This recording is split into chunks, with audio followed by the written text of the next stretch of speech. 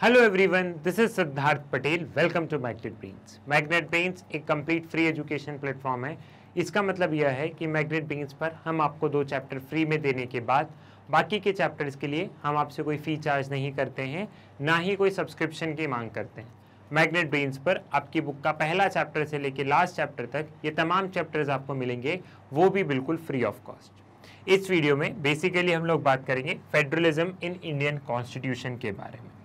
Federalism क्या है ये हम ऑलरेडी डिस्कस कर चुके हैं प्रीवियस वीडियो में। फेडरलिज्म क्यों ज़रूरी है ये भी हम डिस्कस कर चुके हैं। हमने एग्जांपल लिया था यूएसएसआर, जो कि आज के टाइम का रशिया, और पाकिस्तान का हमने एग्जांपल मैंने आपको समझाया था। फेडरलिज्म एक आइडियोलॉजी है जो बात करती है कि सेंट्रल और स्टेट गवर्नमेंट के बीच में पावर का डिस्ट्रीब्यूशन होना चाहिए। पावर शेयरिंग की बात करती है वो सेंट्रल और स्टेट गवर्नमेंट के बीच में। Now, federalism in Indian Constitution. Consensus were there on the power sharing even before independence. Leaders were aware of the regional diversity and linguistic diversity. People of different region and language had to share power in each region, and people of that region should govern themselves. The only question was what should be the extent of power to be enjoyed by the regional government. आज़ादी के पहले से हमारे leaders को पता था कि जब एक इंडिपेंडेंट इंडिया का कॉन्स्टिट्यूशन होगा तो वहाँ पे हमें पावर डिवाइड करनी पड़ेगी। पावर हमें केंद्र सरकार और राज्य सरकार के बीच में पावर को रखना होगा। क्यों रखना होगा? एक तो हमारी कंट्री का साइज बहुत बड़ा है, दूसरी बात अगर आप देखो तो इंडिया में बहुत ज़्यादा डाइवर्सिटी है, लैंग्वेज, कल्चर, रिलीजन, इन सब के नाम पे बहुत ज़्यादा डाइवर्सिटी है। अगर इस डाइवर्सिटी को हमें अकोमोडेट करना है एज ए नेशन में, तो यहाँ पे हमें क्या करना होगा? तो यहाँ पे हमें जो स्टेट गवर्नमेंट है वहाँ पे हमें थोड़ी सी पावर डिवॉल्व करनी होगी।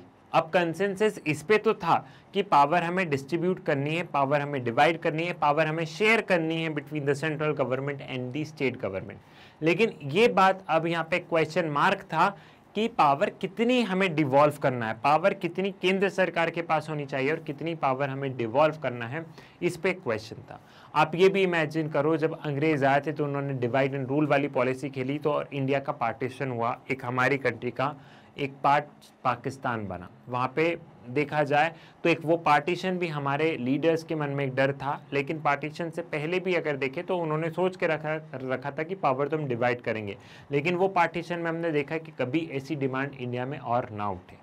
साथ ही साथ इंडिया में बहुत ज़्यादा प्रिंसली स्टेट्स थे, उनको मर्ज करवाना, ठीक है, उन प्रिंसली स्टेट को बाद में इंडिया के साथ में मर्ज करवाना आज़ादी के बाद, ये एक बहुत बड़ा एक चैलेंजिंग टास्क थे।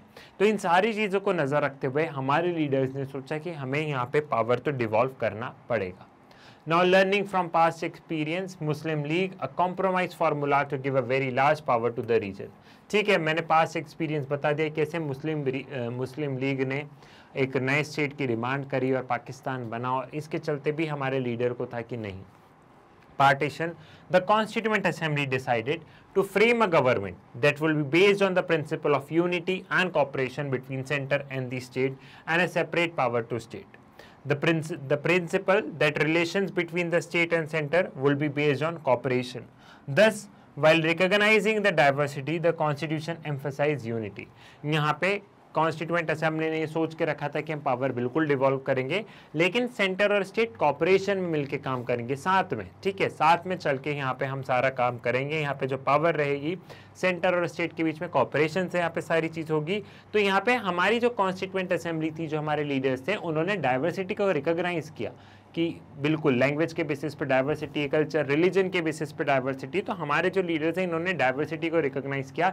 स्टिल वो चाहते थे कि इस डाइवर्सिटी के साथ में हम यूनिटी मेंटेन करें, as a India as a whole को मेंटेन करें।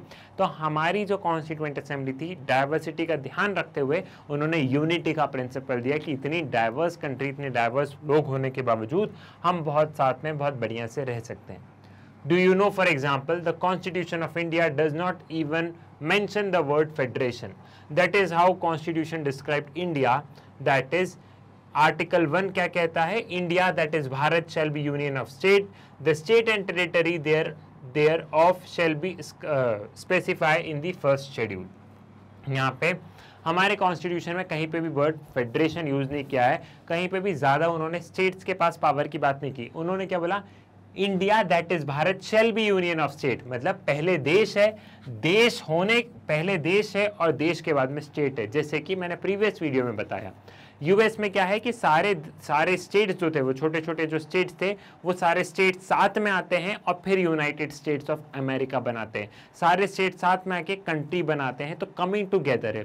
लेकिन इंडिया में फेडरलिज्म उल्टा है, पहले हमारे देश बनता है और देश बनने के बाद में हम स्टेट बना देते हैं कि एक ये स्टेट है, एक ये स्टेट है, एक ये स्टेट है, एक ये स्टेट है। इवन आज भी पार्लियामेंट चाहे तो स्टेट बना सकती है, लेकिन वो पावर पार्लियामेंट के पास में, मतलब केंद्र सरकार के पास में पावर है वहां पे। ठीक है, तो हमारे देश में पहले देश बनता है फिर स्टेट बनते हैं। तो हमारे इंडिया में हम बोलते हैं होल्डिंग टुगेदर। क्या बोलते हैं? Holding together federalism, holding together. और यहां पे क्या बोलते हैं हम? यूएसए में क्या बोलते हैं? Coming together. यूएसए में बोला जाता है कमिंग टुगेदर। यहां पे सारे स्टेट साथ में आके काम करते हैं, सारे स्टेट साथ में आके एक कंट्री बनाते हैं। तो कमिंग टुगेदर हो गया यूएसए का और होल्डिंग टुगेदर हो गया इंडिया का। होल्डिंग टुगेदर फेडरलिज्म हो गया इंडिया का। ये कॉम्पिटिटिव पर्सपेक्टिव में ऐसे टर्म्स में आपको क्वेश्चन पूछे जाएंगे। क्लियर है? ये वाली चीज समझ में आई? तो हमारे कॉन्स्टिट्यूशन के आर्टिकल 1 में क्या लिखा है? India that is Bharat shall be union of state. यहाँ पे जो फोकस किया गया है वो कंट्री एज अ होल पे फोकस किया गया है।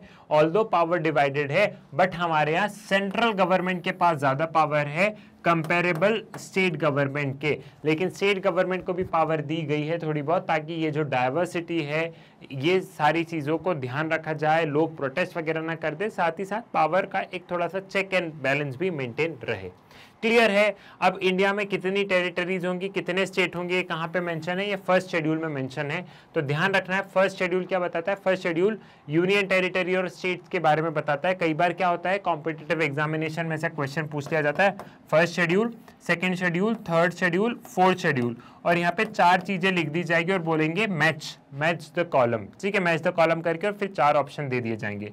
तो इस चीज को आपको ध्यान रखना है कि फर्स्ट शेड्यूल बात करता है स्टेट एंड यूनियन टेरिटरीज के बारे में। फर्स्ट शेड्यूल हमारे कॉन्स्टिट्यूशन के बारे में बात करता है स्टेट एंड यूनियन टेरिटरीज के बारे में। ऐसे बहुत ज्यादा क्वेश्चन आए हैं कॉम्पिटिटिव में, तो आप ध्यान रखिएगा इन सारी चीजों का।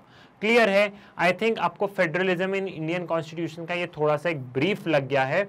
कमिंग वीडियो में हम लोग देखेंगे कैसे पावर डिवाइडेड है, यूनियन लिस्ट, सेंट्रल लिस्ट, ये हम कमिंग वीडियो में सारी चीज़ों को समझ लेंगे।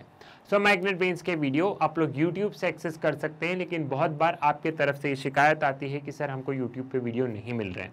तो मैग्नेट ब्रेन्स उसका सोल्यूशन लेके आया है, वो है मैग्नेट ब्रेन्स की वेबसाइट। मैग्नेट ब्रेन्स की वेबसाइट पे पहुंचने के लिए सिंपली आप लोग गूगल पे जाइए। गूगल पे आपको क्या करना है, magnetbrains.com लिख के सर्च पर क्लिक करना है, वेबसाइट ओपन अप हो जाएगी। ठीक है, वहां पे नहीं सर बहुत ज़्यादा आलसी आ रही है, कोई दूसरा सोल्यूशन बताओ, तो प्ले स्टोर पे जाओ। प्ले स्टोर से आप लोग मैग्नेट ब्रेन्स का ऐप डाउनलोड कर सकते हो और ऐप के माध्यम से भी आप एकदम 100% फ्री आप इन वीडियोस को एक्सेस कर सकते हैं और हाई क्वालिटी एजुकेशन के साथ में अपनी पढ़ाई जारी रख सकते हैं। साथ ही साथ में मैग्नेट ब्रेन्स पर बुक्स और ई बुक्स अवेलेबल है, जिसमें बहुत सारे सैम्पल पेपर और तमाम तरीके की चीज़ें हैं। तो उन सब की लिंक इस वीडियो के डिस्क्रिप्शन में लगी, आप जाके चेक कर सकते हैं। बुक्स, ई बुक्स, सारी चीज़ें आप लोग एक बार देख सकते हैं। ठीक है, तो ये सारी चीज़ें अवेलेबल है। साथ ही साथ मैग्नेट ब्रेन्स पर ये तमाम कोर्सेज के वीडियोस भी 100% फ्री है। आपका सीबीएसई इंग्लिश हिंदी मीडियम हो गया, सीयूईटी हो गया, तो ये तमाम सब्जेक्ट के वीडियोस भी यहाँ पे एकदम आपको 100% फ्री मिलेंगे। आप लोग मैग्नेट ब्रेन्स को फॉलो कर सकते हैं इंस्टाग्राम से, फेसबुक से, ट्विटर से, टेलीग्राम ग्रुप ज्वाइन कर सकते हैं। साथ ही साथ यूट्यूब पे तो आपको सब्सक्राइब करना ही करना है, क्योंकि मैग्नेट ब्रेन्स आपको फ्री एजुकेशन और that too with the high quality education provide कर रहा है। तो आपको ज़्यादा से ज़्यादा मैग्नेट ब्रेन्स के बारे में भी बताना है, अपने स्कूल, कॉलेजेस, ट्यूशन भाई बहनों को बताना है। साथ ही साथ वीडियो को लाइक कीजिएगा। मुलाकात होगी आपसे नेक्स्ट वीडियो में नए टॉपिक के साथ। तब तक के लिए धन्यवाद।